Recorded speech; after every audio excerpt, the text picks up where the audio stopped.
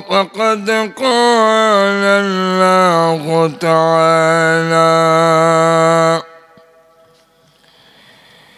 في كلامه المجيد وقرآنه الحميد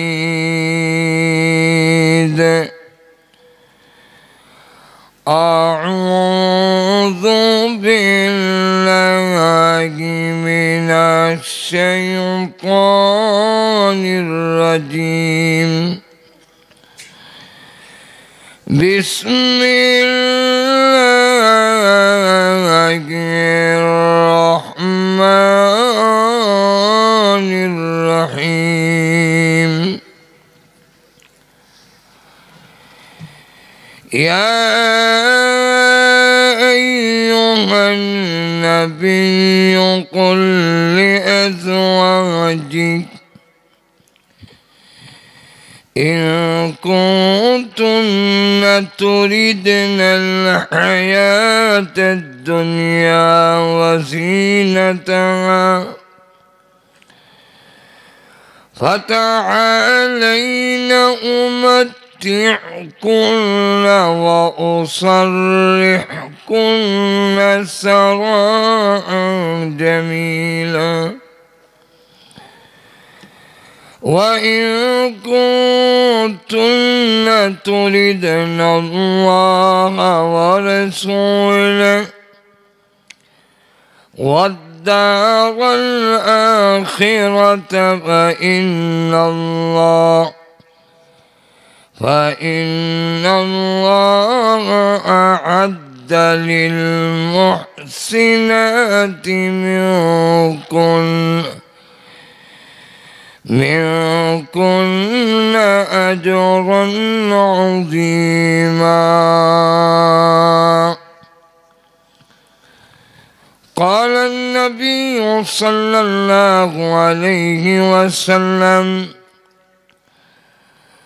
طلب العلم فريضة على كل مسلم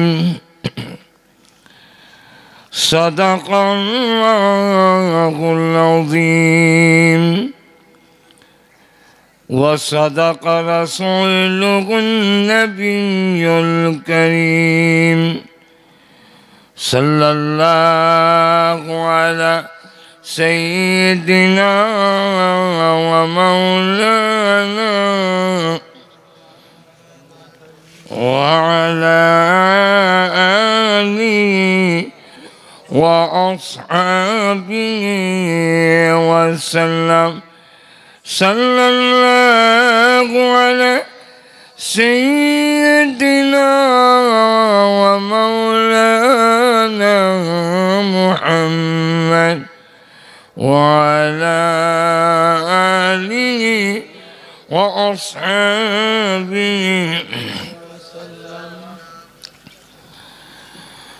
জামিয়া ইসলামিয়া খাদিজাতুল কুবরা রাদিয়াল্লাহু আনহা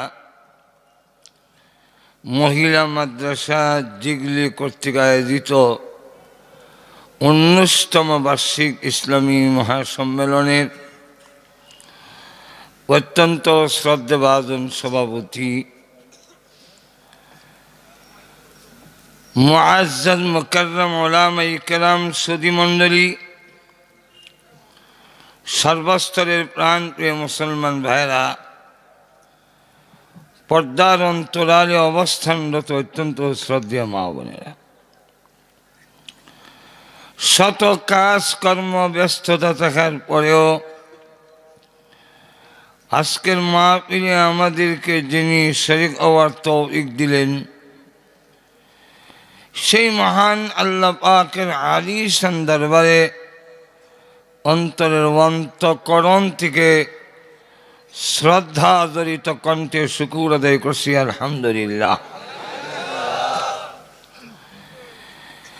আমি আপনাদের সামনে কোরআন শরীফের সূরাতুল আহজাবের 2খানা আয়াত কারিমা তেলাওয়াত করেছি।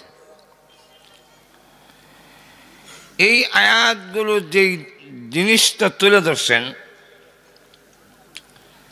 এটা বোঝার আগে আয়াতটা কেন নাজিল হইল এবং কাদের কেন্দ্র করে নাজিল হইল সেটা বোঝার দরকার। প্রথম নম্বরই হইল এই আয়াতগুলা নাজিল হয়েছে বিশ্ব নবী রাহমাতুল্লিল আলামিনের আদরে স্ত্রীদেরকে লক্ষ্য করে। কেন নাজিল হইল? নাজিল হওয়ার কারণ আল্লাহ পাক যত নবী রাসূল দুনিয়াতে পাঠিয়েছেন এর মধ্যে সর্বশেষ এবং সর্বশ্রেষ্ঠ নবী হইল আপনি আমার নবী। আল্লাহর পরে তাম দুনিয়ার সৃষ্টির ঊর্ধ্বে ওনার সম্মান। এটা হইল আহলে সুন্নাত ওয়াল জামাতের আকীদা। এই কথা তারা বিশ্বাস করে না, এর চাইতে নবীকে তারা আরো উপরে নিতে চায়, অথবা যেই সম্মানে যেই অবস্থানে আছে এর থেকে যারা নিচে নামাইতে চায় তারা আহলে সুন্নাত ওয়াল জামাত না, বরং ইডি আহলে ভেজাল।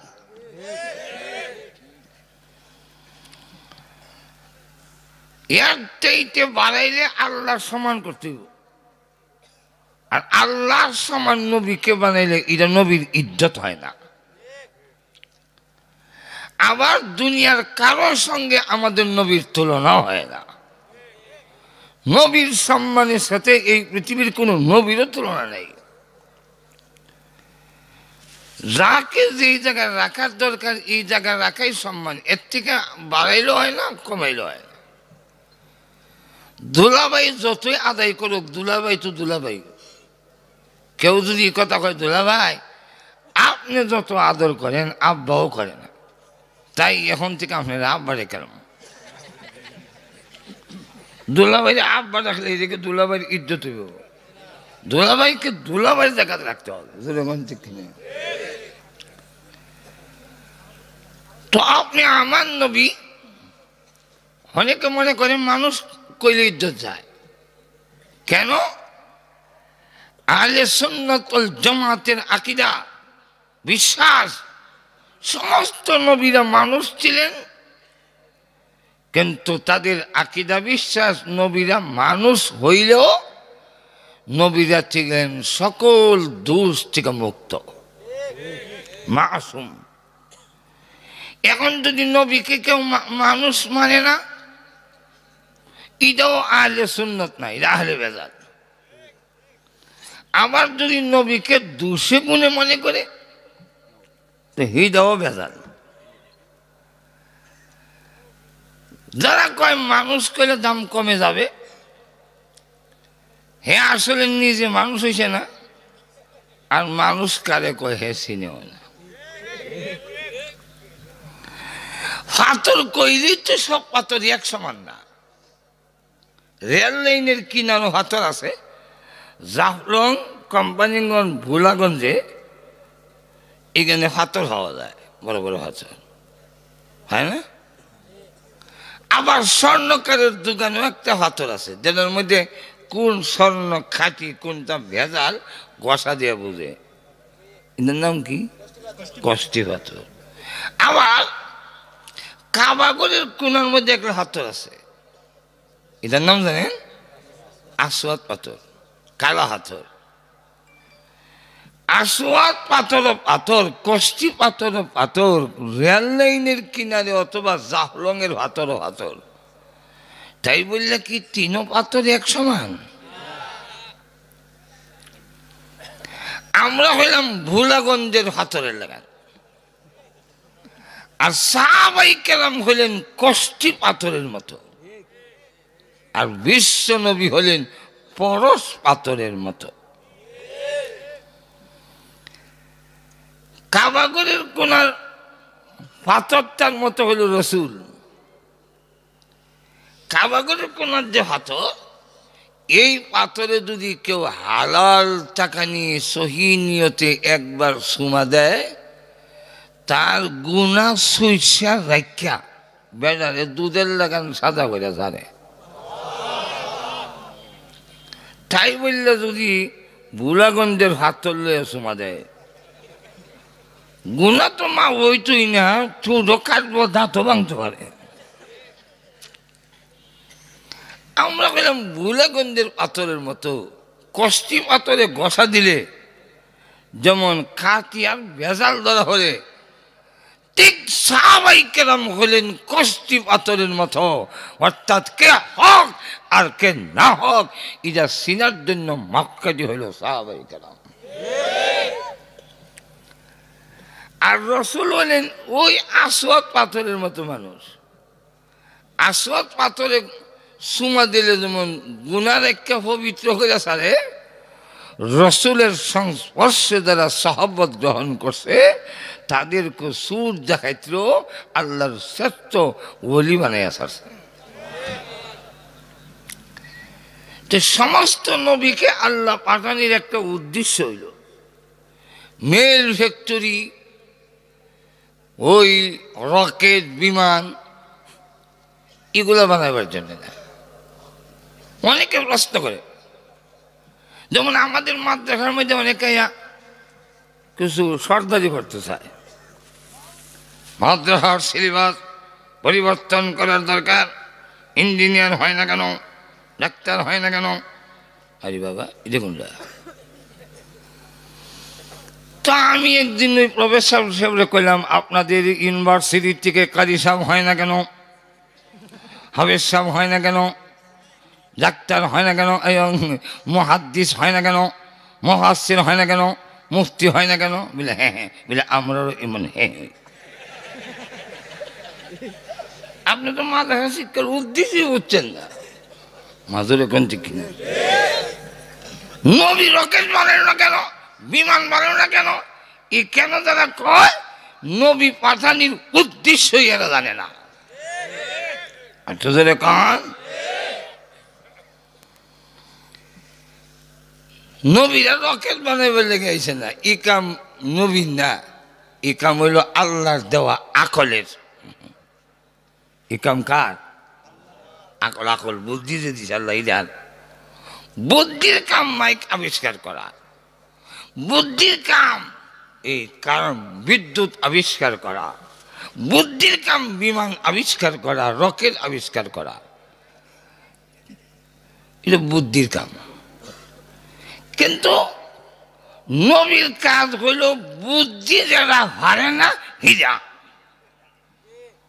আল্লাহ ঘুমাই দিয়েছেন, আমি কই ওয়াজ করতাম দূরে কিছু হ্যাঁ না কন। নবীর কাম কোনটা? যেটা বুদ্ধি হারে না হিরা। এটা কোনটা? বলে ইহকালে শান্তি কোন পথে, মৃত্যুর পরে জান্নাত কোন পথে, এই পথটা বাতায় দেওয়ার কাম নবীরার। এটা কিন্তু বুদ্ধি হারে না। বুদ্ধি জান্নাত হইব দূরের কথা, আল্লাহ হয় না। মাজুর এখন ঠিক বুদ্ধি তার বুদ্ধির বলে বুদ্ধিজীবীরা আল্লাহ খুঁজে হয় না, মালিক হয় না। যেরকম ঠিক না? তাহলে যেই বুদ্ধি মালিকের সন্ধান দিতে পারে না, যেই বুদ্ধি মানুষকে জান্নাতের সন্ধান দিতে পারবে না, কবরের আযাবের সন্ধান কিয়ামতের আগে বুদ্ধিতে আবিষ্কার করা সম্ভব নয়। আচ্ছা যেরকম বুদ্ধি দিলে আল্লাহ খুঁজে হওয়া যায় না। যদি হওয়া যায় তো বুদ্ধিজীবীরা হইল, হইলে নাস্তিক হওয়ার কথা না। আরো জোরে আরো জোরে। নাস্তিক যারা এরা কিন্তু বুদ্ধিমান, একবারে ব্যাকল নাস্তিক হয় না। যত নাস্তিক তো সব বুদ্ধিমান, বুদ্ধির চিন্তায় একটারও মাথার তাল চুল নাই। তো লক্ষ্য করে দেখেন, নবীর কাজ হইল শান্তি ও ইহকালে কোন পথে, পরকালীন মুক্তি কোন পথে, এই পথটা বাতায় দেওয়ার জন্যেই এসেছেন।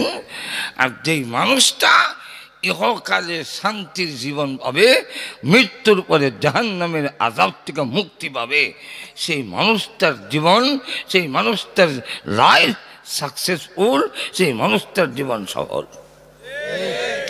আর তো জোরে কম। ভাইয়ের আমার লক্ষ্য করে দেখেন, বিশাল সম্পত্তির মালিক হলে, ধন সম্পদের মালিক হলে, বড় বড় সার্টিফিকেটের মালিক হইলে মানুষ সফল হয় না। এর কারণ পৃথিবী থেকে যখন বিদায় হয়ে যাবে, তার তৈরি একটা জিনিসও তার কোনো কাজে আসবে না।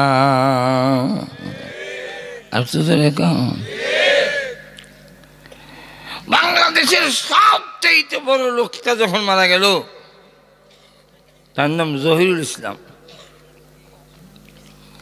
তখন দেখা যায় ওই বড় লোকটা, আর আমরা দেশে তো বাড়িও নাই, গড়ও নাই, খেতাও নাই, বালিশও নাই, এটা সিলেট রেল স্টেশনে হয়ে যায়।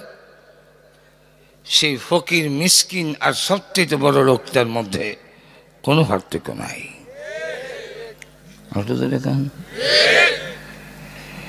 সবচেয়ে বড় লোক পৃথিবী থেকে বিদায় হওয়ার পরে ওনাকে দেওয়া হইল 3.5 হাত, 2 খের জায়গা নিয়ে কবর দেয় না। কদূর দিছে? আর আর যেই লোকটা ফকির মিসকিন, বাড়িঘর নাই, খেতা নাই, বালিশ নাই, এবার মরলে কদূর জায়গা দেয়? 1.5 হাত। তাহলে হাত থেকে কোথায়?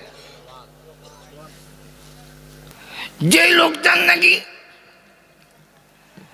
সবচেয়ে বড় লোক, তারে 5.5 হাত কাপড় দেয়, যে হিনবার কাপড় নাই হিবার মরলে 3.5 হাত, মহিলা হইলে 5.5 হাত, কবরের জায়গায় 3.5 হাত, কাফনের জায়গা কাপড় হইল 5.5 হাত। তাহলে এবার বলেন, মৃত্যুর পরে একটা ফকির আর সবচেয়ে বড় লোক, রাষ্ট্রপতি আর একজন ভিক্ষুকের মধ্যে কোনো পার্থক্য থাকে না।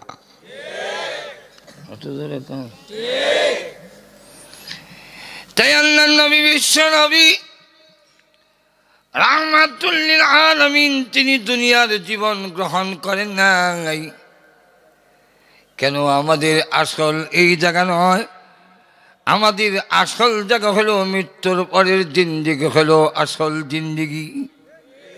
আর তো আসতে কইন ও ভাইয়া, এই দুনিয়ার জীবনের যা কিছু দেখে আল্লাহ রাব্বুল আলামিন, যিনি পৃথিবীর বানানেওয়ালা, আমি আপনাদের কাছে জানতে চাই, পৃথিবীর বানানেওয়ালা কে?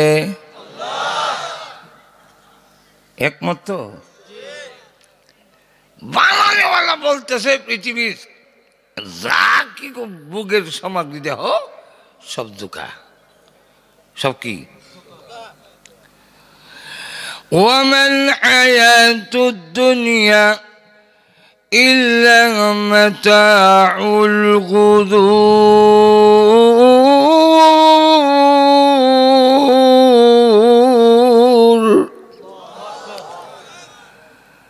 দুনিয়ার জীবনের যত বুকের সামগ্রী দেখো বানানেওয়ালা হয় দুকা।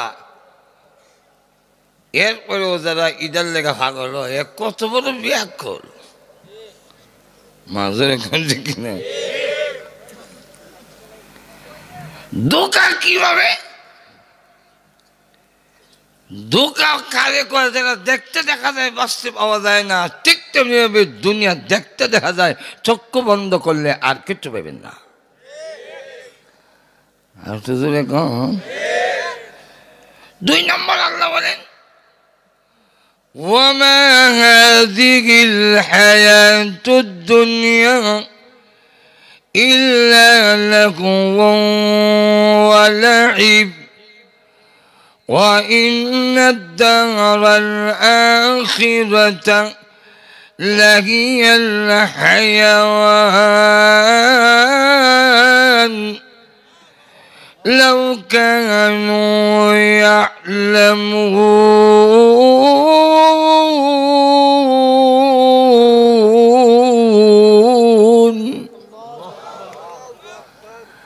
আল্লাহ বলেন, এই দুনিয়ার জীবন যা কিছু সময়ের জন্য খেলাধুলা,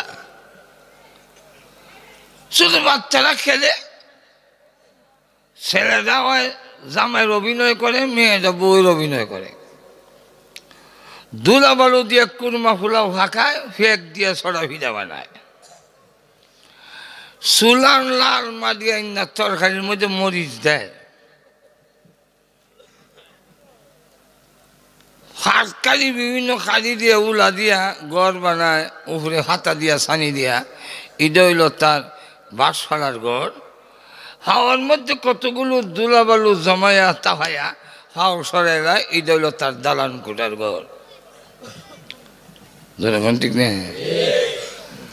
মেয়েরা আবার ছেলেরা কয়, তুমি এখন বাজারও গেছো না, গড়ে যে পেঁয়াজ নাই, মরিচ নাই, লবণ নাই, কোন সময় দেবা?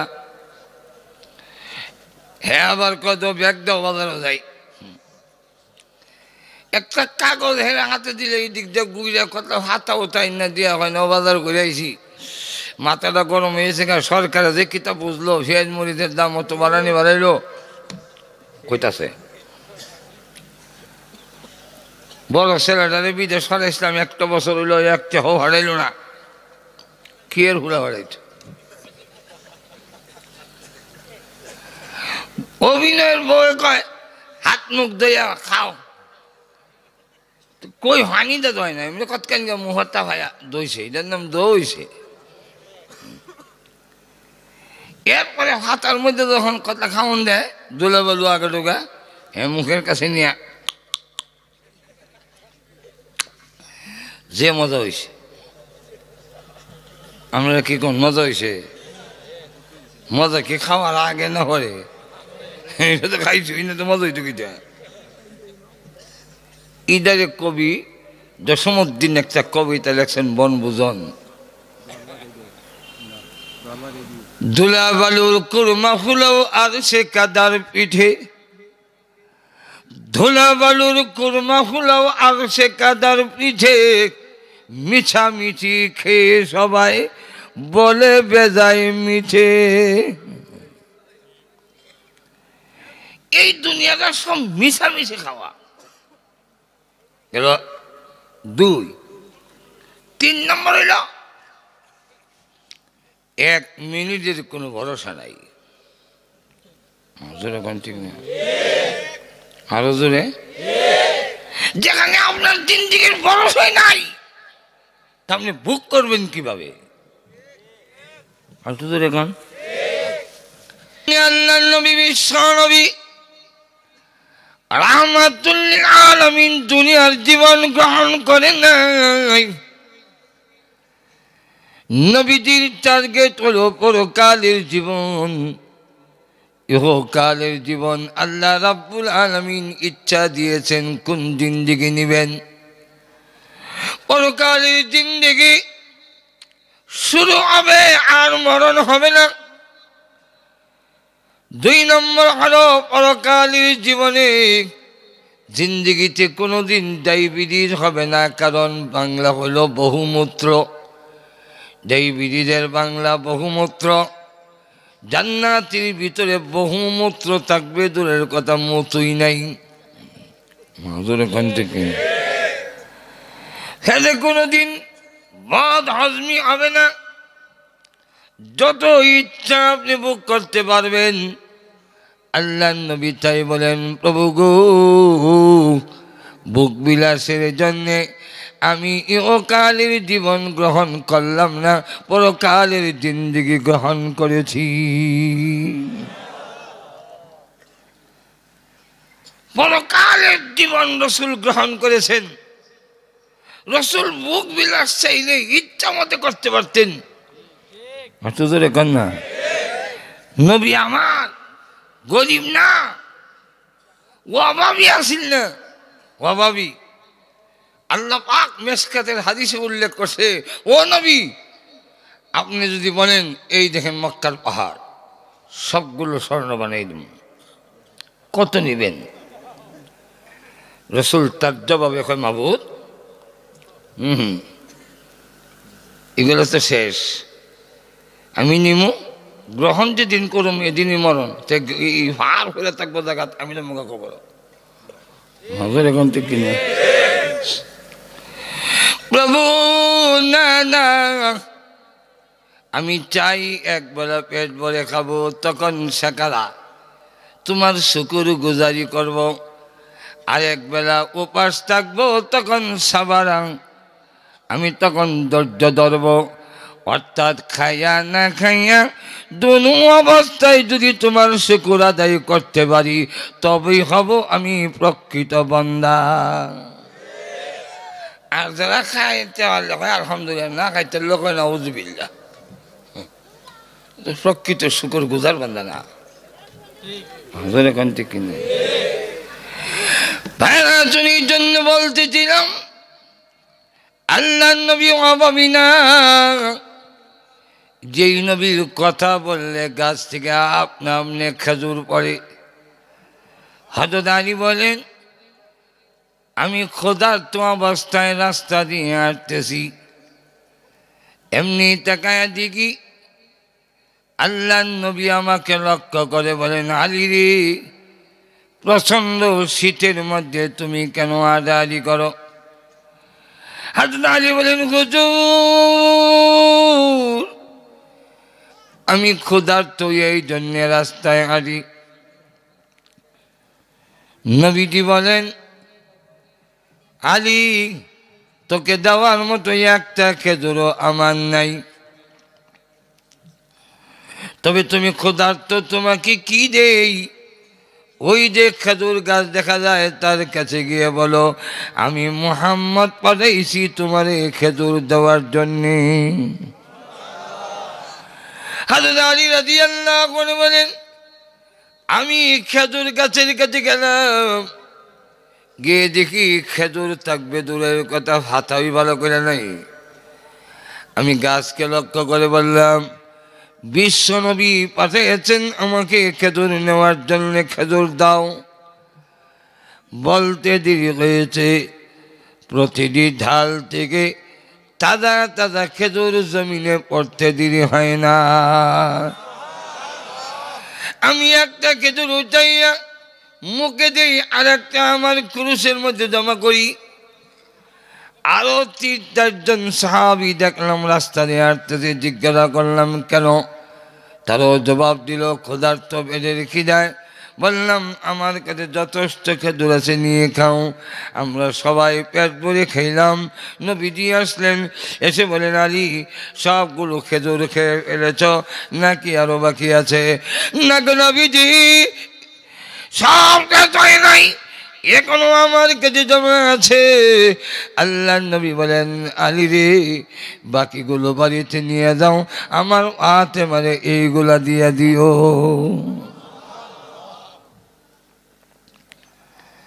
এই নবী গরিব না, অভাবী না, বরকতের নবী। আচ্ছা, বিয়া বাড়িতে যা কিছু আয়োজন করা হয় কার সম্মানে? আর তো আসতে কোন বিতে দুই না নেব, আর তো জোরে কান, বর জামাই। কিন্তু জামাই কম খায় কেন? আর বরযাত্রী যারা ফ্যান ফিনতে গেছি, এরা বোতাম খুলে। যারা হাজামা কিনতে, এরা হাজামা নিয়ে একটা ওয়াশ করে। যারা লঙ্গি কিনছে, এরা গিরো কুলে আর খাইতে ওয়াশ খায়। খাওয়া দাওয়া ফুর্তি করো, এই বাড়ি মস্ত বড়, আর আইবা কিনা কি জানো, ইচ্ছা মতো খা, আর জামাই না হর জিবা। কারণ দেখি, কারণ হইল জামাই নজর ভবিষ্যতের খাবার, আর বরযাত্রীদের নজর হইল আজকের খাবার। এখান থেকে বরযাত্রীরা কয়, আজকে যদি ঠকে যায় আর কেটে ঝিগড়ি আইব খাইতো, মজুর এখন ঠিক না, তাই জনমের মতো খাও। আর জামাই কয়, আমি আজকে খাইতে আইছি না, আমি আইছি এই বাড়ির মালিকের সাথে যদি একটা সম্পর্ক হয়ে যায়, ভবিষ্যতে এই বাড়ির যত মুরগি আছে সব আমার হেঁটে জমাইব। এখন ঠিক না? ঠিক তেমনি ভাবে নবী এবং ইমানদার, তারা নজর হইল আজকের খাবার না, ভবিষ্যতের খাবার। আর বেঈমান কাফেরদের দুনিয়াদারের নজর হলো আজকের পৃথিবীর ভোগ বিলাস। একটু জোরে গান। তাই এরা একটু ঠগে, এরা গান গায় আর কয় খাও দাও ভর্তি করো, এই পৃথিবী মস্ত বড়, আগামীকাল বাঁচবে কি না কি জানো, জনমের মতো খা, না বাঁচলে ভাবি কই। আর মুমিনের নজর ভবিষ্যতের খাবার, দুনিয়াতে দিতি আমি পরকালের খাবার গ্রহণ করার জন্যে, দুনিয়াটা নয়। আমি যদি এই বাড়ির মালিকের সাথে আল্লাহর সাথে সম্পর্ক করে যেতে পারি, অনন্তকাল পর্যন্ত জান্নাতের যত মুরগি আছে সব আমরা ফেরোই হজম হইব। যেরকম ঠিক না? তাহলে আগে সিদ্ধান্ত গ্রহণ করতে হবে, নাহলে সারা জিন্দিগি ওয়াজ হইব। ওয়াজের তো এমন এক যুগ আইছে, ওয়াজ আর ওয়াজ রয়েছে না, তামরা হয়ে গেছে। ঘুমে গেছেন না? তামরা পূর্ব ভাড়া, পশ্চিম ভাড়া, মধ্য ভাড়া, হেরা কটামাই কানছে বলে 32টা, আমরা 42টা। হেরা বক্তা কটা আনছে বলে 3টা, আমরা 6টা। হেরা লোককে মনে হচ্ছে বলে এরকম, আমরা বেশি লোক হইতো, তা কার আনতাম বলে 27 ইঞ্চি।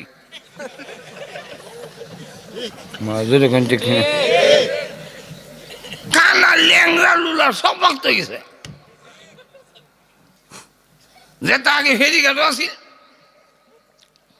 2-3 জিগির ঘর তো বইয়া বইয়া ফেরিঘাট, আল্লাহ আল্লাহ আল্লাহ আল্লাহ ইতান যখন লইছে।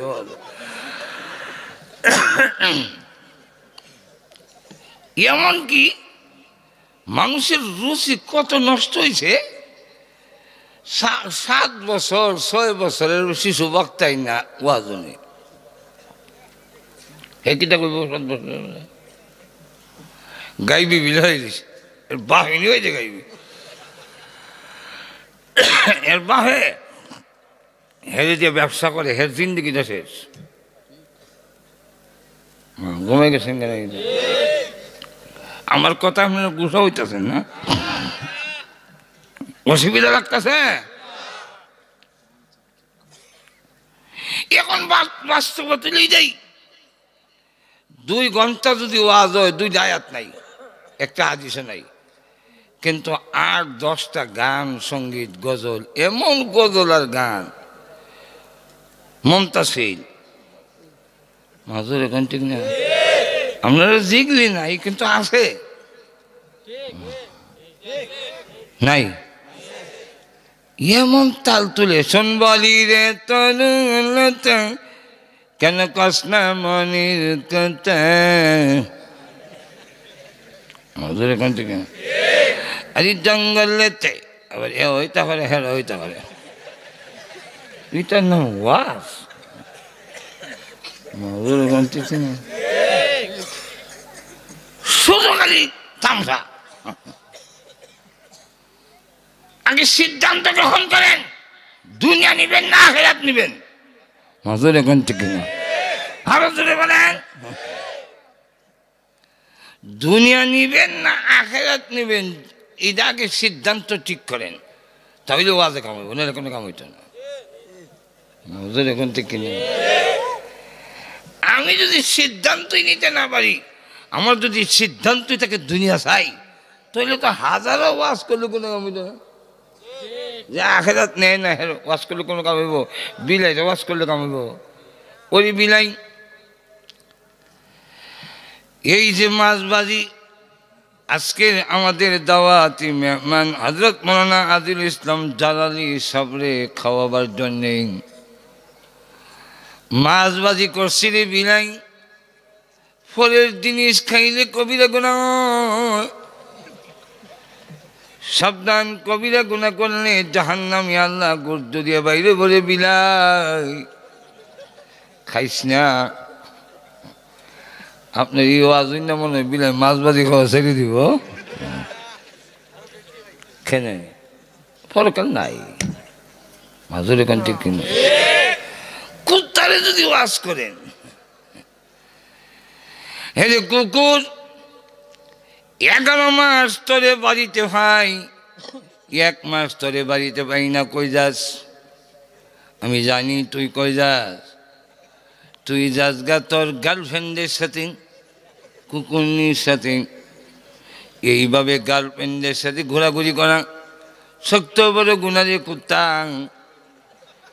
বিয়া ছাড়া যদি এই কাম করস কবিরা গুনাহ হবে।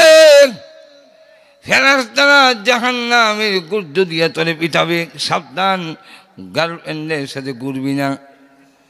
এই ওয়াজ যদি করেন জাহান্নামের আগুনের ভয় শুননা কুত্তা মনে হয় তার গার্লফ্রেন্ডের সাথে যাওয়া বাদ দিয়ে লইব। কেন দিবে না? ফরকার নাই। ঠিক তেমনি ভাবে পুরুষ হোক আর নারী হোক, যারা ফরকার চায় না, আল্লাহর কসম ওই মানুষটারে ওয়াজ করেও লাভ নাই। ওই মানুষ আর কুত্তার মধ্যে কোনো পার্থক্য না। এটা আমার না, আল্লাহ কোরআনে বলছেন, সাওয়াউন আলাইহিম আযারতাহুম আম লাম তুযিরহুম লা ইউমিনুন।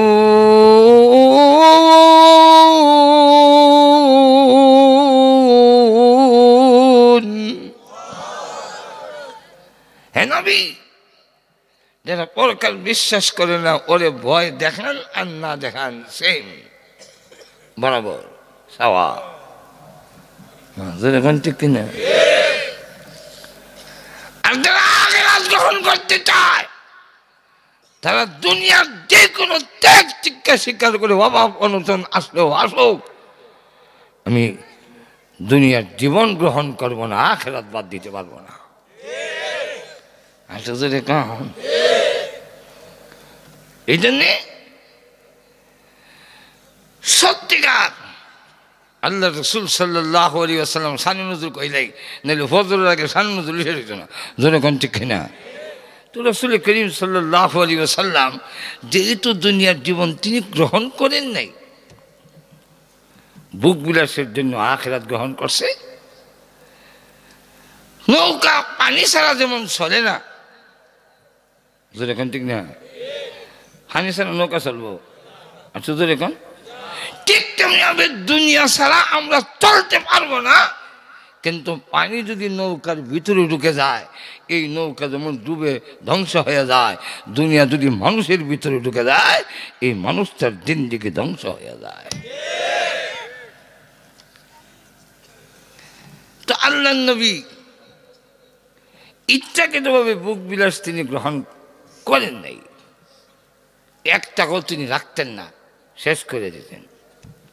কেন? আমার যেন এই অবস্থায় মৃত্যু না হয় যে দুনিয়া আমার কাছে আসে। দুনিয়া শুধু মারামারি বাড়ায়, হিংসা বাড়ায়, দুনিয়ার লোভে ফিটাফিটি বাড়ায়, খুন খারাপি বাড়ায়। মাজুরে কোন আরেকজনকে গার দিয়ে বাইর করে দিয়া আপনি টিপ আমি লয়ে যাওয়ান গা, এটা তো দুনিয়ার লোভ ছাড়া কি? ঘুমে গেছেন গে? দলিল টিপ লিয়া জায়গা, বুড়ে টিপ লিয়া জায়গা, কালি লাগাইয়া যাও গা, সবগুলো তো দুনিয়ার লোভে। মাজুরে কোন ঠিক না? দুনিয়া যদি লোভ না থাকে আমরা মারামারি হাস কোনাকুনি সব বন্ধ হয়ে যাবে। তো ধরে কম তো দুনিয়ার লাগে যেভাবে নৌকা চলতে গেলে পানি লাগে, এখান থেকে না? রসুল এই হিসাবে দুনিয়াটারে গ্রহণ করছেন। তো যাক, মদিনা যাওয়ার পরে বিভিন্ন কাফেরদের সাথে লড়াই ময়দানে কাফেরদের রেখে যাওয়ার সম্পদ আল্লাহ মুসলমানের জন্য হালাল করে দিয়েছেন। এখন দুইটা কাজ করছেন। একটা হইল, যদি কোনো কাফের মুসলমানের সাথে মাইর করতে হয়, হে যদি ধরা পড়ে, বেড়া হইল গুলাম, বেদি হইল বান্দি, আর হে যে সম্পদ ফলাই দেব, এটা খাইলাও যাই বুঝলি জায়গায়। এটার কারণ হইল আল্লাহর জমিনে আল্লাহর সব নিয়ামত খাইয়া আল্লাহ তারে বানাইছে, হে আল্লাহর বিধান মানার কথা ছিল, এরপরে আল্লাহ ইচ্ছা ইচ্ছা দিছে, ইচ্ছা করলে মানতে পারো, ইচ্ছা করলে না মান, কোনো অসুবিধা নাই। জোরে কোন ঠিক না? আরো জোরে কোন। আরে আপনি আল্লাহ না মানেন বই থাকেন, কোনো অসুবিধা নাই। তো আপনার উপর ঠাড়া পড়ছে নাকি তা আল্লাহ জানে, কিছু হা না জোরে কইতারেন না, আরো জোরে বলেন। আমি অন্য অসুস্থ, আপনারা কি গলা কাটা, তাহলে আমার সাথে জোরে হা না কোন, জোরে হা না কইলে বক্তার কনের স্পিড বাড়ে, আনলে বোঝা যায় কবরস্থানে বুঝে কথা কইতাছে। জোরে হা না কইেন, ঠিক আছে নি? বুঝেন আর না বুঝেন, জোরে হা না কইেন। আপনি যখন লক্ষ্য করে দেখেন, এই দুনিয়ার লোভে মানুষকে ধ্বংস করে দেয়, এটার যদি নিয়ন্ত্রণ করতে পারে, ভাইয়ে ভাইয়ে মায়ের, ভাইয়ে বোনে মায়ের, গোষ্ঠী গোষ্ঠী মায়ের, আমরা গ্রামে গ্রামে মায়ের, দলে দলে মায়ের, আওয়ামী লীগ বিএনপি দেখতে পারে না, বিএনপি আওয়ামী লীগ দেখতে পারে না, ধরে কোন ঠিক কিনা? আরো ধরে বলেন। এই গোষ্ঠীর লোক হি গোষ্ঠী দেখতে পারে না, এই লন্ডনী হি লন্ডনী দেখতে পারে না, এই ধনী হি ধনী দেখতে পারে না, এই মোল্লা হি মোল্লা দেখতে পারে না। যতগুলো আছে সবগুলোর মূল কারণ হইল লোভ, লোভ আর হিংসা। এখান ঠিক না? তো যাই হোক, আমরা বলি আপনি মানলে মানেন, না মানলে নাই। ইসলামও বলছে আপনি আল্লাহ মানবেন না, বলে না বইটায়েন। রসুল মানবেন নি, বলে না বইটায়েন, মানবেন না। আপনি নামাজ পড়বেন নি, বলে হরতাম না, বইটায়েন। সুদ ছাড়বানি, বলে ছাড়তাম না, খাও ইচ্ছা মতে। ইসলাম বলছে হামাং সাফাল ইউমিন ওমাং সাফাল ইয়াকফুর, মানে আমার আল্লাহর কোনো অসুবিধা নেই, আমরারও কোনো অসুবিধা নেই। আচ্ছা, আপনারা নামাজ না করলে আমার ক্ষেত্রে রুজি রোজগার কমবো, বরং আর বাড়বো। মাজুর এখন ঠিক না? আপনারা যদি অন্ধকারে থাকেন আমার লেগে বাধা, যতদিন আপনারা দোয়া করতে পারবেন না ততদিন আমরা যে মা বাবার দোয়া করাবেন আর চেখা দিয়ে ফকাট বাড়াবেন। আর যেদিন আপনারা দোয়া করলেন আমরা তো জিগাইতে নিন, আপনি জিজ্ঞে রাব্বানা আল্লাহ আমার বাপরে মাফ করে দাও, আমার জিজ্ঞাসা না। কিন্তু মূল কথাটা হইল মানলে মানেন, না মানলে নাই। কিন্তু আমি আল্লাহ মানি, আমার আল্লাহ মানার মধ্যে আপনার বাধা দেওয়ার অধিকার নাই। আর একটু জোরে কন। আপনি আমার আল্লাহকে মানলে মানেন, না মানলে নাই। আপনি আমার রসুলকে মানলে মানেন, না মানলে নাই। কিন্তু আমার আল্লাহ এবং রসুলকে নিয়ে ব্যঙ্গ করার অধিকার আপনার নাই। ঠিক আছে? কেন? আপনি যদি আমার আল্লাহরে নিয়ে রসুলের নিয়ে ব্যঙ্গ করেন তখন আমি উগ্র হয়ে যাব, তখন আমি কমো হয়তো তুই থাকতে নাইলে আমি থাকতাম। আরো জোরে কন না, আরো জোরে কন। নাস্তিকরা যদি খুঁজাইতে থাকে আমরা বলতে বাধ্য হবো, হয়তো নাস্তিক থাকবে না আমরা থাকবো। জোরে কন ঠিক না? ঠিক না? হ্যাঁ, কোন না কোন এরকম।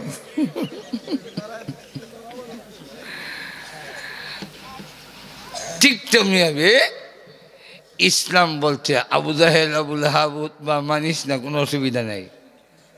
কিন্তু যারা মানে হেরারে তুই বাধা দিতে পারছ। এখন কাফেররা যারা হে নিজ আল্লাহ মানত না, আরেকজন মানে ইবাদারও মানতে দিত না। হে যদি পরাস্ত হয়, ধরা খায়, এর দুনিয়ার শাস্তি হইল তার ব্যক্তি স্বাধীনতা বিলুপ্ত। আল্লাহ ঘোষণা করছেন তুই গোলাম হইয়া থাকবি, স্বাধীন হইয়া থাকতে পারবি না। এই জন্য তার দুনিয়ার শাস্তি।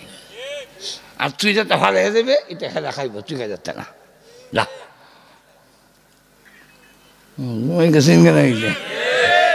এটা হলো দুনিয়ার শাস্তি। মরার হলে কেটে বইতে আলাদা। কাফিরদের রেখে যাওয়ার সম্পদ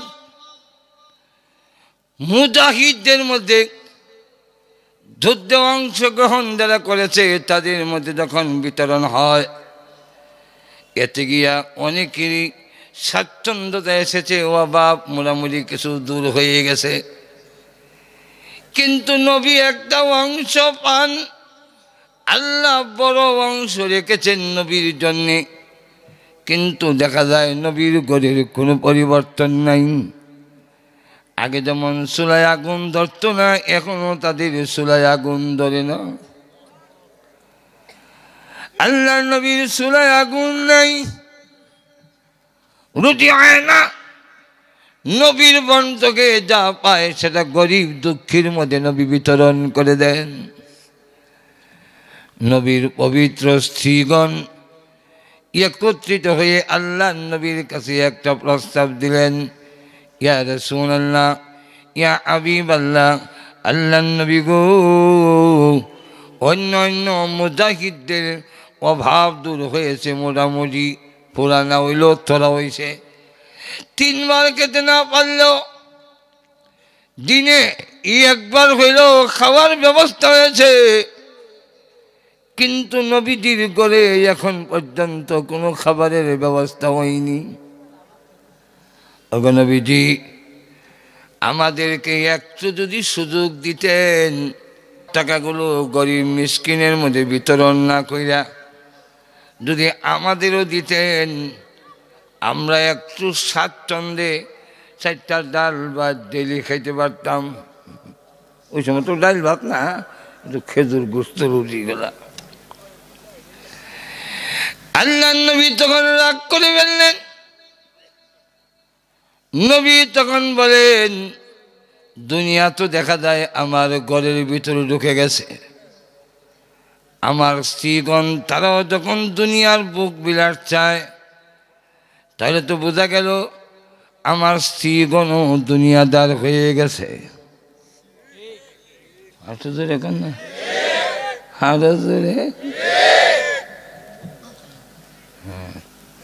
অসুবিধা হইতেছে না তো? অসুবিধা হলে ছেড়ে দিতাম, আমার ঘরে আরো আছে, অসুবিধা নাই, ছেড়ে দিতাম নি। সানু নজরুল কইছি না কি তো ছেড়ে দিতাম। আল্লাহ নবী রাগ করে ফেললেন, আরে আমার গরির ভিতরে দুনিয়া ঢুকে গেছে, আমার বৌরাদি দুনিয়ার বুক বিলার চায়। নবীজি তখন রাগ করে বললেন, আল্লাহর কসম করে বলি, 1 মাস পর্যন্ত আমি মুহাম্মদ আর ঘরে আসব না। রসুল কসম খাই দিছে। রসুল যখন গুসা করে মসজিদে বই দিছে, সারা মদিনায় কেমন শুরু হয়ে গেছে, প্রসার শুরু হয়ে গেছে। নবী তার স্ত্রীগণকে তালাক দিলেছে। আবু বকর সিদ্দিক রাদিয়াল্লাহু আনহু দৌড়ায়, প্রভু, জীবনের সবচেয়ে বড় চাহিদা ছিল আমি বিশ্ব নবীর শ্বশুর হব। আমার দরখাস্ত মঞ্জুর করে আল্লাহ বিশ্ব নবীর শ্বশুর বানাইয়াছিল, দুনিয়ার কোনো লোভে নয়, যাতে কিয়ামতের দিন বলতে পারি আমি আবু বকর বিশ্ব নবীর শ্বশুর। আর তোমার নবী বলেছেন বিশ্ব নবীর আত্মীয় যারা হবে কিয়ামতের দিন তুমি জাহান্নামে দিবা না গো আল্লাহ। উদ্দেশ্য ছিল কিয়ামতের দিন জাহান্নামের আগুন থেকে বাঁচবো। এখন তো দেখা যায় গো মাবুদ, এখন তো দেখা যায় আমার মেয়ে তালাক দিয়ে থাকলে আমি আবু বকর বিশ্ব নবীর শ্বশুর থেকে বঞ্চিত হয়ে গেলাম। ওমর রাদিয়াল্লাহু আনহু দৌড়ায়, আরে আমারও মেয়ে বিশ্ব নবীর স্ত্রী আফসা রাদিয়াল্লাহু আনহা, নবী যদি তালাক দিয়ে থাকে তাহলে তো আমিও শ্বশুর থেকে বাদ পড়ে গেলাম। দৌড়ে এসে আসলো হযরত আবু বকর সিদ্দিক রাদিয়াল্লাহু আনহু তো চর মেরে দিলেন, নবীর সাথে কেন তোমরা কষ্ট দিলে? এখন খুঁজলে দেখে না তালাক দেয় নাই, আল্লাহর রাসূল রাগ করে কসম খাইয়া মসজিদে চলে গেছেন। হযরত উমর রাদিয়াল্লাহু আনহু মসজিদে গেলেন, না না নবীর সাথে কথা বলা যাবে না, নবী বড় রাগান্বিত। হযরত উমর তখন দূরে বসে বসে কয়, আমার বুঝে ধরে না, আমি যদি গুসা করি আমি কেন গড় ছাড়বো? বউরের না গড় ছাড়বে, আমি ছাড়বো কেন? আমি গড় ছেড়ে দিয়া মসজিদ হইয়া ঘুমায় তখন এটা কোন যুক্তি আমার আকলে ধরে না। বুঝেন নাই মনে হয়? আরে গুসা করলে আপনি গড় ছাড়ছেন কেন? এটা কোনটা? লন্ডন আমেরিকা ছাড়লে তো বিপদ।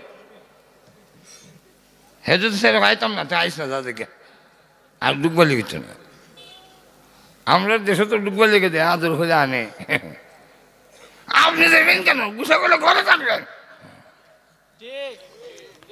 আসতে কইন বেতন দেখুন বাবা, আর ঘর ছাড়বেন না। রাগারাগি করে বউর সাথে রাগারাগি করে ঘর থেকে যদি সারণ লাগে রুম ছেড়েন না, বিছনা একটু দূরে দেন।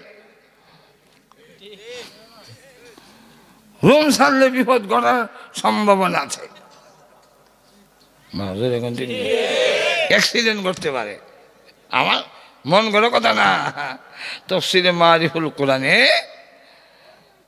ওই আয়াতের ব্যাখ্যায় আনছে যে আল্লাহ যে কোরআনে বলছেন ফাইযুহুন্না ওয়াহজুরুহুন্না ফিল মাদাজি।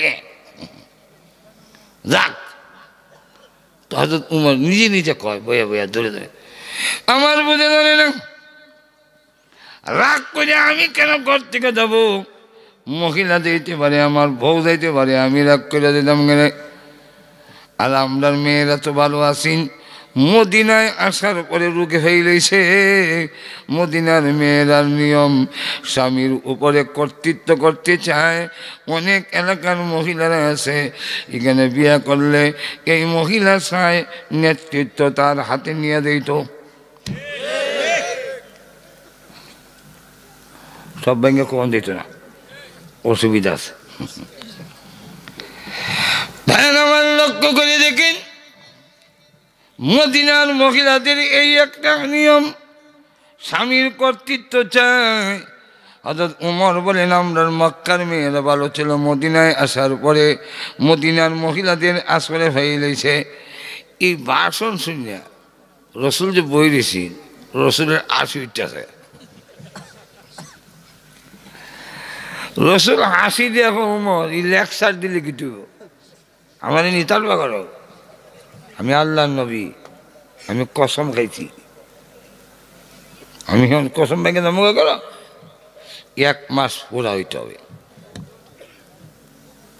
ওই 1 মাস পুরা হওয়ার পরে মসজিদের ভিতরে আল্লাহর পক্ষ থেকে আমার তেলাওয়াতকৃত 2খানা আয়াত নাযিল হয়েছে। এখান থেকে শুরু হয়েছে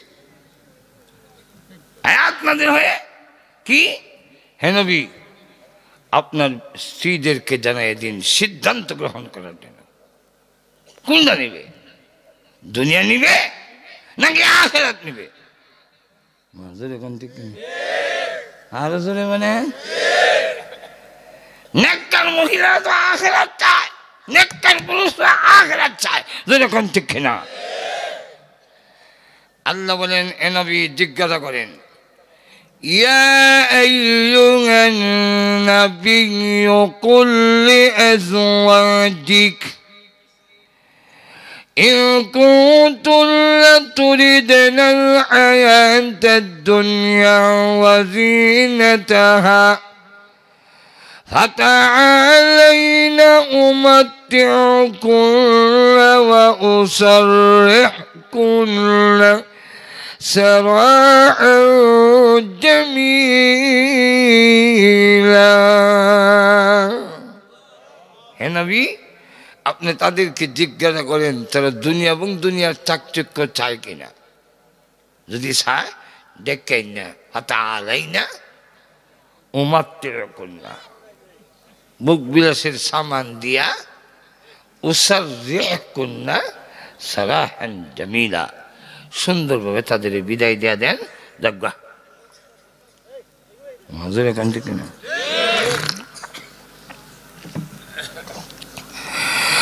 وَإِن كُنتُنَّ تُرِدْنَ اللَّهَ وَرَسُولَهُ وَالدَّارَ الْآخِرَةَ, আর যারা যদি তোমরা আল্লাহ রাসূল পরকাল চাও, فَإِنَّ اللَّهَ أَعَدَّ لِلْمُحْسِنَاتِ منكم أجرا عظيما।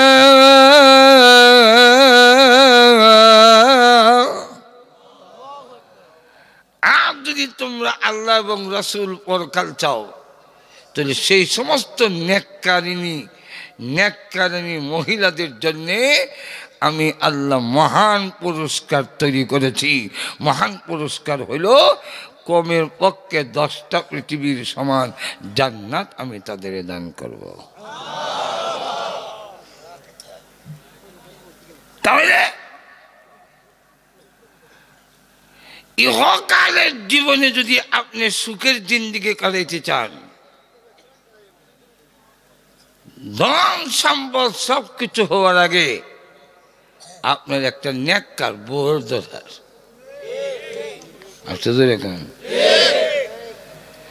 নেককার বউ যদি থাকে, গাছের তলে থাকলেও জান্নাতের শান্তি পাইবেন। আর যদি বিশাল অট্টালিকার মালিক হন আর বউটা যদি উল্টা পাল্টা হয় তাহলে দুজকের আগুনে ঘরের ভিত্তি জ্বলবেন। এখান থেকে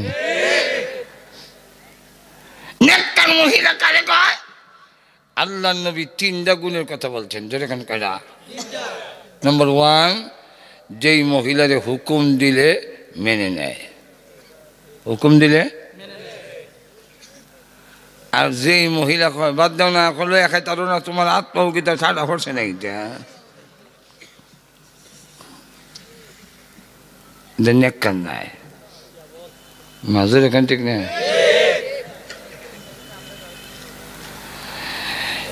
স্বামী যা হুকুম দেয় তা মেনে নেয়। হযরত আলী রাদিয়াল্লাহু আনহু গভীর রজনীতে এসে ডাক দিলেন, ফাতেমা। সঙ্গে সঙ্গে জবাব দেয়, লাব্বাইক। তুমি কি ঘুমাও নাই? ফাতেমা গো,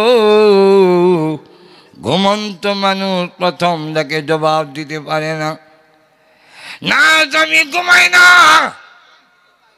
ঘুমাইলো দরজার সঙ্গে কান লাগাইয়া ঘুমাই। বাহিরে থাকলে আমি ঘুমাইলো দরজার সঙ্গে কান লাগাইয়া ঘুমাই, যাতে আপনার ডাকে প্রথমেই আমি জবাব দিতাম পারি। কেন? আবার জিজ্ঞাসা কেন?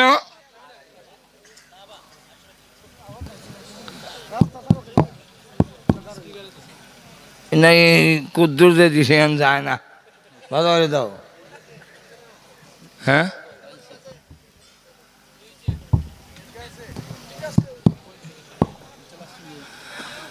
তো যাক, এখান থেকে সুস্পষ্ট হযরত ফাতেমা বলেন যে আমার আব্বা যে বলছেন, বুখারী হাদিস উল্লেখ করা হয়েছে যে স্বামী নারাজ হইলে আল্লাহ নারাজ। স্বামী যদি খুশি হয় তাহলে আল্লাহ খুশি হয়। তাই নেককার মহিলা হওয়ার জন্য প্রথম নম্বর গুণ হইল সে তার স্বামীর কথা মেনে নিতে হবে। আর তো ধরে বলেন। নম্বর 2, আল্লাহর রাসূল বলেন, যেই মহিলা স্বামীর তৌফিক অনুযায়ী দেয় তার উপরে সবুর করে থাকে। আমরা দেশের অনেক মহিলা আছে হে বিয়া করে এমন বিপদও আছে তার বেতন যদিও 5,000 বোর শাড়ির দাম হইল 7,000 মাঝের এখন ঠিক না যদি কাকতি মিনিট করে আমি তো পারি না কিতা করম কত বিয়া করছিল এখানে তাহলে এইবার কেমন শান্তিতে দুনিয়ায় আছে মাঝের এখন ঠিক না হযরত ফাতেমা রাদিয়াল্লাহু আনহা অভাব অনটনের সংসারে আল্লাহর নবী একদিন নিজে গেছেন ফাতেমার একটি গোলামের জন্য গোলাম লইয়া হযরত আলী বলেন ফাতেমা নিজের হাতে তুমি ইজ্জাতা গুড়াইয়া আদা তৈরি করো এতে হাতের মধ্যে দাগ পড়ে গেছে কর পড়ে গেছে শক্ত হয়ে গেছে ফাতেমা গো কলসি দিয়া চামড়ার কলসি দিয়া কুয়ার থেকে পানি উড়াইতে গিয়া তোমার কোমরের মধ্যে কলসির চামড়ার কলসির দাগ পড়ে গেছে ফাতেমা রাদিয়াল্লাহু আনহার মতো কিয়ামত পর্যন্ত ইয়ার চাইতে সুন্দরী কোনো মহিলা পয়দা হবে না দাগগুলো বড় দেখা যায় হযরত আলী বলেন এই ফাতেমা আমি তোমাকে দিতে পারি না তোমাকে ভালো একটা দাসী বান্দি দিতে পারি না কাজ করার জন্যে আল্লাহর নবী কত বান্দি কত গোলাম বিতরণ করেন তুমি একটা নবীর কাছে প্রস্তাব দাও না ফাতেমা বলেন না না আমার নিজের জন্যে আমি আব্বার কাছে বলতে পারবো না তারপরও একদিন বলেছেন স্বামীর অনুরোধে আল্লাহ নবী পরিষ্কার জানাই দিলেন মাগো ও মা আমি শুধু তোমার আব্বা না আমি দেশের সকলের দায়িত্বশীল আমি মক্কা মদিনার রাষ্ট্রনায়ক যতক্ষণ পর্যন্ত এই এরিয়ার প্রত্যেকটা মানুষকে একটা করে দাসী বান্দি দিতে না পারবো মাগো আমি বাবা হইয়া তোরে দিতে পারবো না তবে তোমার একটা দোয়া শিক্ষা দিই এই দোয়া আপনারা শিক্ষা রাখেন কইতাম নি আর তো ধরে কান্না নবীজি একদিন বুখারী শরীফের হাদিস নবী একদিন এসে ফাতেমা একদিকে আলী রাদিয়াল্লাহু আনহু আরেকদিকে নবী মাঝখানে বসে বললেন মাগো ও মা আমি দিতে পারি না তোরে দাসী বান্দি ঘরের সংসারের কাজগুলো তুমি নিজে করো আমি একটা তসবিহ শিক্ষা দিয়া যাই 33 বার সুবহানাল্লাহ 33 বার আলহামদুলিল্লাহ 34 বার আল্লাহু আকবার ঘুমাওয়ার আগে যদি পড়ো আর পরে শরীরের মালিশ করো ফু দিয়া সারাদিন পরিশ্রম করে তোমার অঙ্গ প্রত্যঙ্গের যে ক্ষতি হয়েছে ঘুম থেকে ওঠার আগে আল্লাহ সমস্ত ক্ষতিগুলো পূরণ করে দিবে কিতাবে লেখছেন কারো যদি আলোতে বাদ কোমরে বেদনা মাঝের এখন আছে না দোয়ার যে অ্যাকশন আছে আমার 3 বার কাছে একবার 12 ঘন্টা একবার 6 ঘন্টা একবার 5 ঘন্টা যখনই তারা এসে জিগায় যে তোমার কোনো ব্যথা হয়নি ইঞ্জেকশন দেওয়া লাগবে না ব্যথা নাই ইঞ্জেকশন লাগবে এরকম এই যে কি আশ্চর্য রুগে এলো হাসপাতাল এত বড় কাটাকাটি এরকম ব্যথার বিলে ওষুধ লাগতো না দোয়ার অ্যাকশন অবশ্যই আছে দোয়া যে কি হয় এটা দেখবার হইলে আমারই দেখালাম আমারও তো আমেরিকার ডাক্তার বাংলাদেশের না বাংলাদেশ তো হইলই আমেরিকার ডাক্তাররা কইছে বেঁচে থাকলেও ব্রেনে কাজ করবে না বেঁচে থাকলেও একটা সাইড অবশ হয়ে যেতে পারে, নখ চুল দাড়ি দাঁত কিচ্ছু থাকবে না। জীবনে ওয়াজ করো লাগতো না, খালি ছায়া তখন লাগবে বাচ্চা থাকে। কিন্তু আল্লাহ পাক আবারও কথা বলার যে সুযোগ দিয়েছে, এটা ডাক্তার আর ঔষধের কারণে নয়, এটা আপনাদের সকলের দোয়ায়। দোয়ার অ্যাকশন এমন আছে, যেই লোক নাকি পুরুষ হোক আর নারী হোক, ঘুমাবার সময় ৩৩ বার সুবহানাল্লাহ, ৩৩ বার আলহামদুলিল্লাহ, ৩৪ বার আল্লাহু আকবার পড়ে হাতের মধ্যে উ দিয়া সমস্ত শরীরে মালিশ করে ঘুমাবে।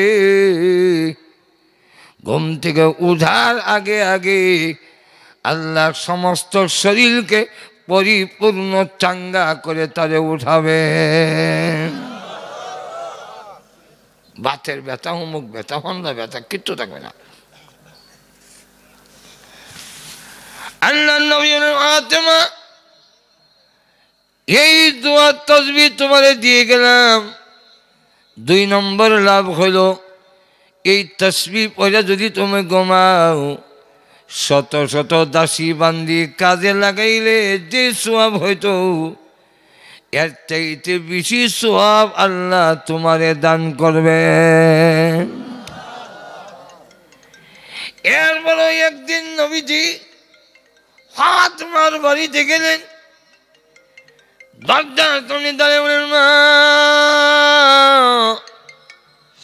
ফাতেমা রাদিয়াল্লাহু আনহা বলেন, আব্বা আপনি আমার আব্বা, আপনার সামনে আসতে পারি, কিন্তু আপনার পিছনে একটি ছেলে দেখে যায়, ওর সামনে কেমনে আসবো গো আব্বা? এমন একটি সাত কাপড় পরিধান করেছি, যেই কাপড়টা মাথায় দিলে আরো পর্যন্ত উঠে যায়, আবার যদি নিচে নামাই মাথা খালি হয়ে যায় গো আব্বা। ওই ছেলের সামনে আমি কেমনে আসবো? আল্লাহ নবী ডাক দেবে, মা। আবু দাউদ শরীফের মধ্যে এই হাদিস এনেছেন। নবীজি তখন বলেন, আনা আবুকে ওয়া হাযা গুলামুকে, মাগো আমি হইলাম তোর আব্বা, এটা হলো তোর গোলাম, এটা এখনো বালিগ হয় নাই, তার সামনে পর্দা করতে হবে না। তখন ফাতেমা রাদিয়াল্লাহু আনহা দরজা খুলে দিলেন। আল্লাহ নবী যখন ঘরে ঢুকলেন, মেয়ের চেহারা দেখে নবী আর চোখের পানি সামলাইতে পারলেন না। মা, ও মা, তোর চেহারা কেন মলিন? একটু পরিধানে কাপড় নই। ২ নম্বর হলো, তোর চেহারাটা বড় জীর্ণ শীর্ণ দেখা যায়। ফাতেমা বলে, আব্বা আজকে ৩ দিন হয়েছে চুলায় আগুন ধরাইতে পারিনি, শুধু খেজুর আর পানির উপরে আগুন ধরে রুটি হবে আব্বা, রুটি তৈরি করতে পারি না। আল্লাহ নবী তখন কান্দেন আর বলে, প্রভু সামান্য একটি রাজা বাদশাহ হইলে তাদের মেয়ের কত জাকজমক, কত প্রসাদনী, কত মেকআপ বক্স, কত ধরনের পোশাক, আর আমি দুজাহানের সর্দার, আমার কলিজার টুকরা ফাতেমা, তার জন্যে ভালো কাপড় নাই, চুলায় আগুন ধরে না। নবী দিয়ে যখন কান্দে, আল্লাহ বলেন, জিবরাইল যাও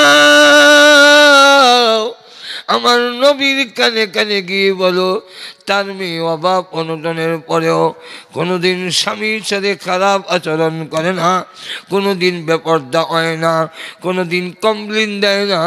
আমার আব্বা কেমন একটি লোকের কাছে বিয়ে দিল, এক ওয়াক্ত খাবার দেওয়ারও তৌফিক হয় না, এই কথা কোনোদিন বলে না।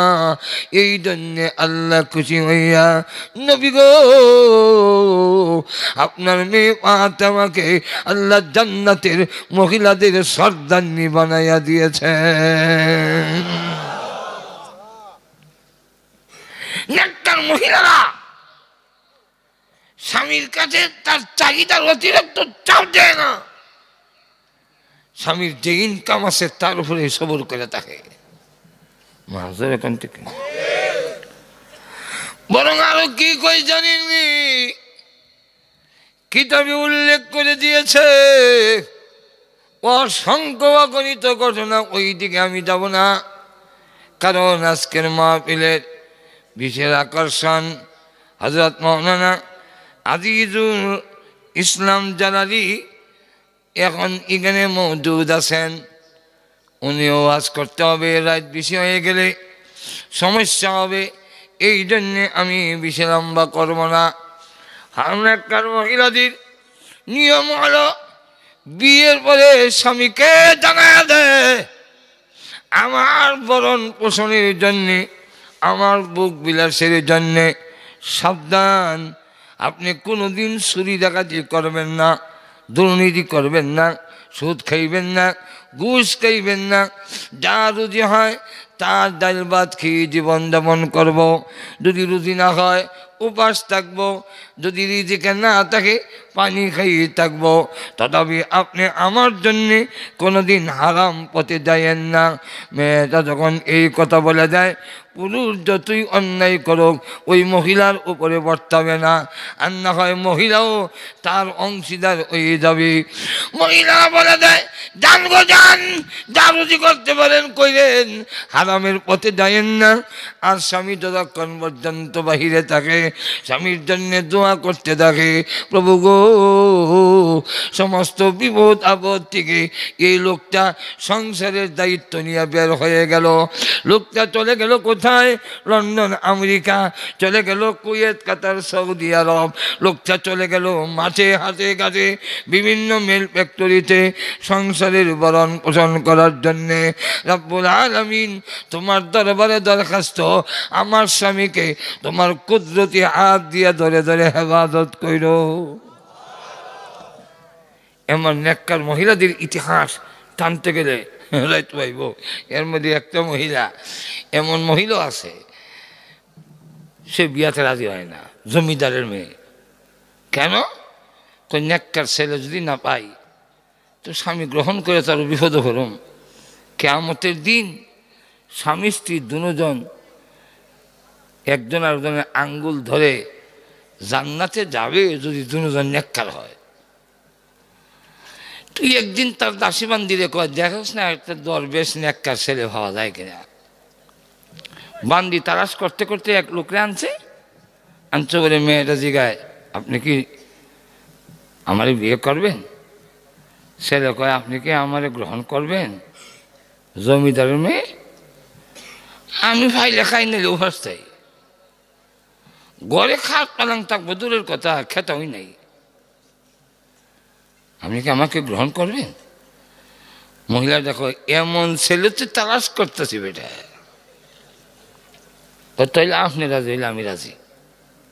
বিয়ে হয়েছে, বাড়িতে নিয়ে গেছে, দুজন রোজা। সকালে কাজে বের হয়েছে, সারাদিন রোজা রেখে গুললো, কোনো কাজ পাইল না।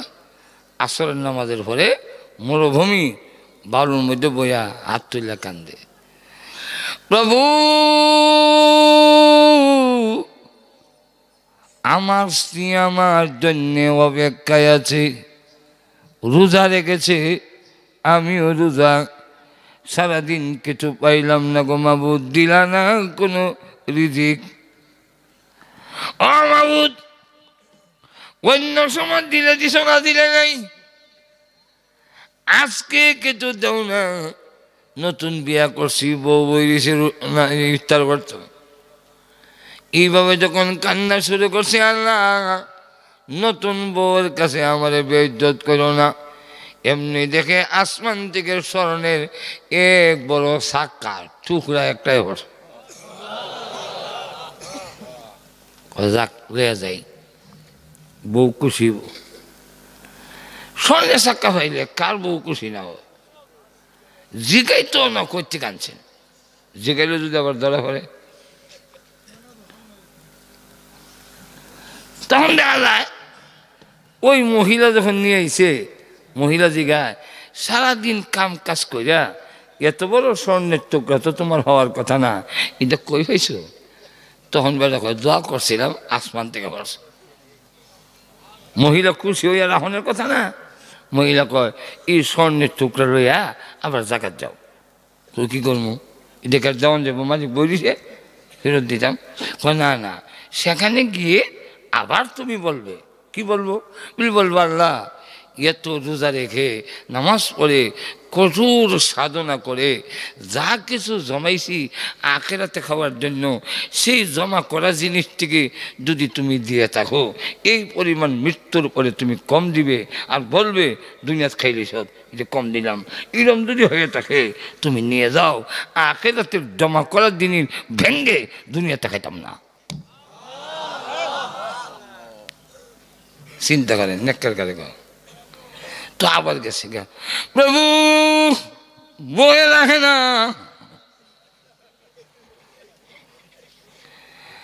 আখেরাতের জন্য যা জমা করছি তার থেকে যদি দিয়ে থাকো গো মাবুদ, ফিরত নিয়ে নাও, ফিরত নিয়ে নাও। আখেরাতের জমা করা জিনিস আমরা ভেঙ্গে দুনিয়াতে খাবো না, দুনিয়াতে খাইতে চাই না, জান্নাতে খাইতাম। এই কথা বলতে এমনি দেখে ঘূর্ণিঝড়ের মতো বাতাস এসে স্বর্ণের চাকাকে আবার আসমানে নিয়ে গেল। উনি তাকায় রইলেন, কত বড় জেহাদ, এত বড় স্বর্ণের চাক্কা হয় আর ফিরত দিলানি। বউর কাছে গিয়ে বললেন সিগো নিয়ে গেছে। এমনি কয় আলহামদুলিল্লাহ, আমি বড় খুশি হইলাম। এই কারণেই আমরা দুনিয়াতে বুক করতে চাই না, আমরা বুক করতে চাই জান্নাতে। এই জন্য নেককার মহিলা 2 নম্বর কোয়ালিটি হলো সে স্বামী যা দিবে, আবার যদি কিছু পুরুষের খাসলত খারাপ তৌফিক তাহার হলো বলে দেয় না। মাজুর এখন ঠিক নেই, বউ একটা জিনিস চাইলে তৌফিক থাকলো দিত না। এমনও দেখছি আমরা সমাজে, মানে মাথা সাবান দিয়ে মোট দিছে, তো তেল দাউন লাগে, তো জামাইরে কইছে বাজার থেকে রসুলগঞ্জের নেলে লাউতলা বাজার থেকে, লাউতলা নাকি তা এই বাজার থেকে একটা নারকেল তেল আনেন, তো কেরোসিন তেল আইছে। ইমন জামাই যদি হয়, আল্লাহ নবী বলেন বুখারীর হাদিস, ও মহিলারা আমার আওয়াজ শুনলে আপনারা ভালো করে লেখকে রাখেন, যদি জামাই এরকম হয় তো জামাইয়ের ঘরের যা হইবেন, চাউল হোক তার ধান হোক আর যা কিছু হোক, বেচা তেল আন না মাথার দেলাইও। মাজুরে গঞ্জ, এটা আমার কথা না, নবী কইছেন। আর যদি স্বামী দেয় তাহলে কে রাখেন, স্বামীর মাল টিকা বাপরে দিবেন দূরের কথা, মারে লুকাইয়ে দিবেন দূরের কথা, বন্ধে দিবেন লুকাইয়ে দূরের কথা। আল্লাহর রসুল বলেন স্বামীর মাল টিকা তুমি মসজিদে দেওয়া জায়েজ হবে না, মাদ্রাসা দেওয়া জায়েজ হবে না, পীর সাহেবের চান্দা দেওয়া তো জায়েজ না। মাঝের এখান থেকে 3 নম্বর গুণ হইল ঘরের মধ্যে এমনভাবে থাকা, স্বামী যৎকান করো তাকে ভালো করে মুখ পরিষ্কার রেখে স্নো পাউডার আলতা দা দিবার, ভালো পোশাকটা হইয়া থাকবেন। কিন্তু আমরা দেশের নিয়ম হইল গড়ে যখন থাকে এই মহিলা করে দেখছি মুজবার দেখতে না, এরকম হয়ে যায়। আর যখন বাইরে তো চায় তখন স্নো পাউডার আলতা আলকাতে থাকে, বাপ এটা তুমি কারে দেখাই পাইব? আল্লাহ নবী বলেন এমনভাবে যদি তাকো যেই সুন্দর পরিষ্কার পরিচ্ছন্ন থাকার কারণে স্বামীর মুখে হাসি আসে, এই তিনটা গুণ যদি কোনো মহিলার কাছে থাকে, আল্লাহ নবী বলেন এই মহিলা হলো নেককারিনী, এই মহিলার কারণে তোমার ঘর হবে জান্নাতের বাগান। এই মহিলা যদি মৃত্যুবরণ করে, আল্লাহ পাক ঘোষণা দিয়েছেন তার জন্য আল্লাহ জান্নাত তৈরি করে রেখেছেন। আশ্চর্য দেখুন, এমন নেককার বউ আপনার হওয়ার ইচ্ছা আসেনি? এখন দরকার আছে? আপনারা যারা বিয়া করলেছেন তারা এখন মিলে আমরা তো বিয়া করলেছি, দরকার নাই। এখন আপনার দরকার না থাকলেও আপনার হুয়ার বড় তো দরকার, যেরকম ঠিক না ঠিক না।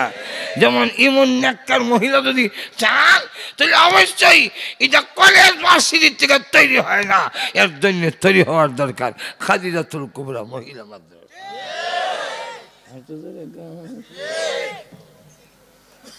আজকাল তো আমাদের বাংলাদেশের এমন পরিস্থিতি, প্রাইমারি পর্যন্ত বাচ্চাকে দেওয়ার কোনো নিশ্চয়তা নাই, ভয় লাগে।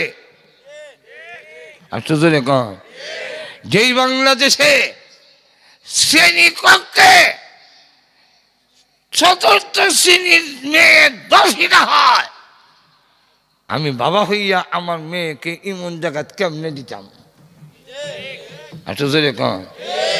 এই জন্য আজকে দাবি উঠছে মেয়েরা শিক্ষিত হওয়ার দরকার, তবে আলাদাভাবে শিক্ষিত হওয়ার ব্যবস্থা করার দরকার। নাইলে প্রেম প্রীতি ভালোবাসার সুরে কিচ্ছুই তো না। মাজুর এখন ঠিক না, ডাক্তার হোক না করে না, ইঞ্জিনিয়ার বানান না করে না ইসলাম, কিন্তু আপনার মেয়ের সতীত্ব সম্ভ্রম ইজ্জত আগে রক্ষা করার দরকার। যেরকম ঠিক না, তাইলে এই মহিলা মাদ্রাসাটা ধরে রাখানোর দরকার আসেনি? আরো যেরকম দরকার আসেনি না? নয়, যদি দরকার থেকে থাকে তাহলে আপনাদের সহযোগিতার কারণে একটা মেয়ে যদি জন্ম হয়, 100 ছেলে দিনদার হওয়ার চাইতে একটা মেয়ে দিনদার হওয়ার দাম বেশি। কেন? ছেলে আরেকটা ছেলে জন্ম দিতে পারে না। শাহজালাল ওইতে গেলে যে ফ্যাক্টরির থেকে জন্ম হইব, এটা মা অনেক ঘুমাই গেছেন, বাপের ফেরো কি হয়নি বাচ্চা, মার ফেরো হয়। শাহজালালের যদি দরকার হয়, শাহওয়ালালের যদি দরকার হয়, মঈনুদ্দিন চিশতির যদি দরকার হয়, আব্দুল কাদের জিলানির যদি দরকার হয়, তাহলে অবশ্যই মহিলার দরকার। নেককার মহিলা না হইলে হবে না। যাক, তো নবীর মেয়েরা কি কইল, নবীর স্ত্রীরা কি কইলেন, এটা তো কইলাম না, বুঝে গেছি। মানে সামনের দিকে এই কথা আমি কয়ালাই, এই কথা রইল সব স্ত্রীকে দেখে না কইলেন তোমরা এখন কোনটা সিদ্ধান্ত নিবা কও। তবে আয়েশা তুমি কইও না, তুমি তোমার বাবার সাথে বুঝা কইও। আম্মাজান আয়েশার বয়স কম, বিয়ার সময় বয়স হলো 6, রসুলের ঘরে যখন গেলেন তখন ওনার বয়স 9, রসুলের এন্তেকালের বয়স মাত্র 18।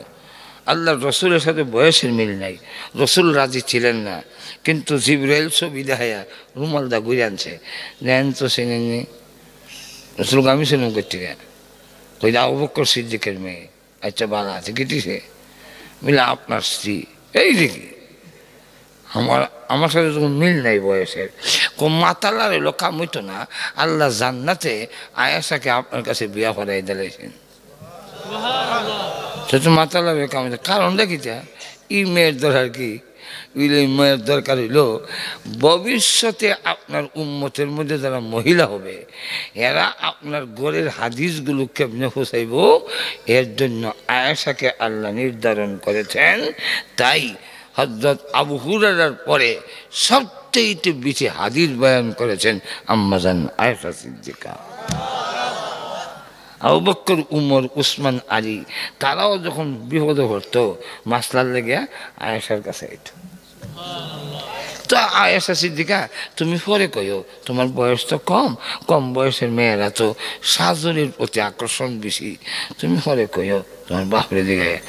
আম্মা জান আয়েশা কয় 20 টাকা কোন, এরপরে শুনি, যদি মনে হয় আব্বার কাছে জিগামো নিলাম কম। খুব বিষয়টা হইল দুনিয়া নিবা, দুনিয়ার চাকচিক্য নিবা না আল্লাহ রসুল পরকাল নিবা। আম্মা জান আয়েশা কয় ঈদার লেগে বাপরে দিকে লাগবো। আমরা চাইছিলাম একটু, আমরা তো বুক বিলাস শিখি না, আমরা চাইছিলাম স্বাচ্ছন্দ্যে যেন একটু চলতাম পারি, চুলাত আগুন জ্বালাইতারি না, আগুনটা যেন জ্বালাইতে পারি। আপনি যে এইভাবে রাগ করবেন হুজুর, আমরা কোনোদিন বুঝতে পারি নাই। এখন আপনি বলতেছেন আল্লাহ আয়াত নাজিল করে, আমরা জানতো চাই আমরা দুনিয়ার চাকচুক্য নিমু না আল্লাহ রসুল নিমু, কোনটা নিমু? তো আমি সুস্পষ্ট করে কয়ে দেই, দুনিয়া আল্লাহ রসুল এগুলা তো করে আখের। শুধু যদি আমার সামনে জিজ্ঞাসা করা হয় তাম পৃথিবী একদিকে, আল্লাহ আখেরাত বাদ, খালি শুধু নবী একদিকে, তুমি কোনটা নিবা? আমি আয়েশা সুস্পষ্ট করে বলতে চাই, তাম দুনিয়াকে 1000 বার লাথি মারি বিশ্ব নবীকে গ্রহণ করতে চাই। ظلمنا أنفسنا وإن لم تغفر لنا وترحمنا لنكونن من الخاسرين।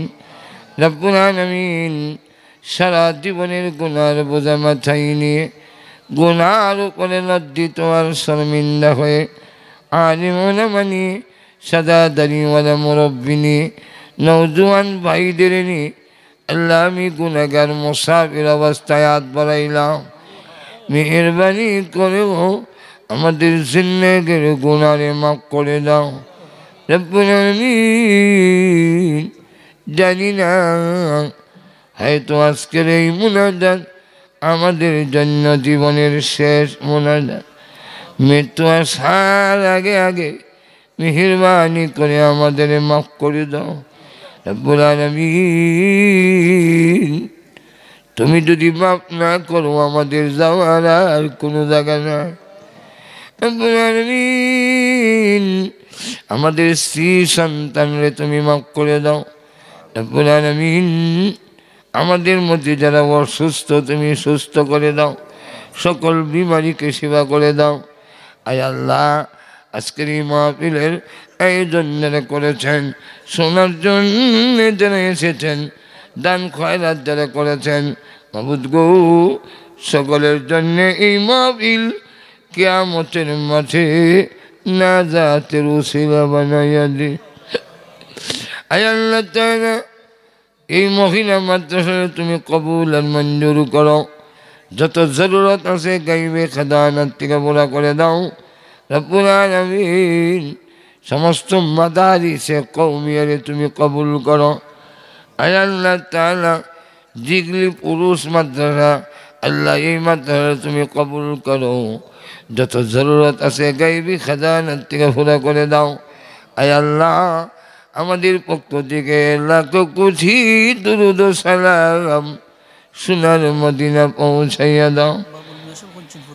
প্রভু বাবুল মিয়া সাহেব 5000 টাকা দিছেন, আল্লাহ কবুল করেন, মঞ্জুর করেন, জিন্দা মুর্দা সব রে মাফ করে দেন গো মাবুদ।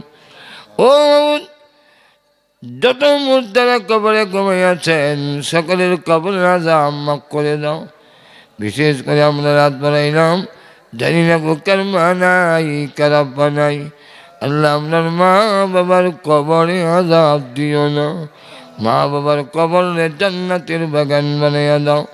আয় আল্লাহ দাদা দাদি নানা নানি শ্বশুর শাশুড়ি আত্মীয় স্বজন এই এলাকার মাটির নিচে যত মধ্যে ঘুমিয়েছে আল্লাহ সকলের কবরে জান্নাতের বাগান বানাইয়া দাও। আল্লাহ আমরা মক্কা মদিনা বারবার জিয়ারত করার তৌফিক দাও। যেদিন মরণ দাও গো ইমানের সাথে মরণ দিও, বেঈমান বানায় আমরা কবরে নিও না। রব্বানা তাকাব্বাল মিন্না ইন্নাকা আনতাস সামিউল আলিম ওয়া তুব আলাইনা ইন্নাকা আনতাত তাওয়াবুর রহিম। আমিন বিরহমাতিকা ইয়া আরহামার রাহিমিন।